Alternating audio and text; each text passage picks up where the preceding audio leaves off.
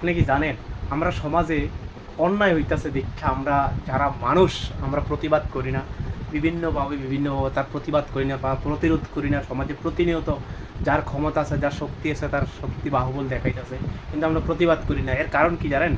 আমরা ভয় করি যে অ্যাকচুয়ালি যদি কোনো না কারণে আমরা আইনগত বা বিভিন্নভাবে ফাঁসাই দিয়ে বা আমার বিভিন্নভাবে হয়রানি করে, এই একটা চিন্তা ধারণা থাকে। এটা সম্পূর্ণ ভুল ধারণা। আইন হচ্ছে সমাজ সুরক্ষার জন্য, আইন হচ্ছে আপনার আমার অধিকার রক্ষার জন্য, আইন হচ্ছে সমাজে সুশৃঙ্খল বজায় রাখার জন্য। তাই এই বলে যে অন্যায় হইতেছে তার প্রতিবাদ করতে না, এটা আপনার ভুল ধারণা। অন্যায় করবেন, প্রতিবাদ করবেন, অবশ্যই যারা অন্যায় করবো তার বিরুদ্ধে রুখে দাঁড়াইবেন।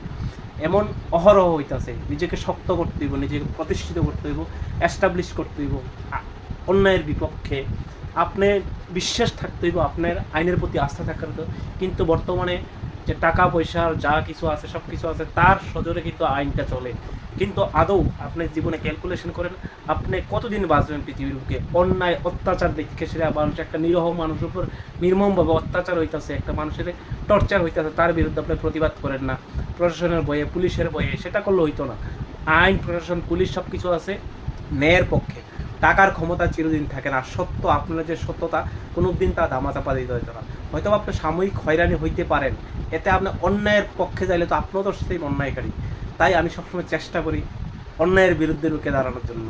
কখনো নিজেকে, আমি সবসময় বিশ্বাস করি যে যতদিন আসি পৃথিবীতে হয়তো বা স্বল্প সময়ের জন্য আসে, আমি আজকে আসি কালকে নাও থাকতে পারি, পরশুদিন নাও থাকতে পারি। এই বুল্লাসীরা কারোর ভয় করে, কারোর ইয়া করে না, ন্যায়ের পক্ষে অন্যায়ের বিপক্ষে।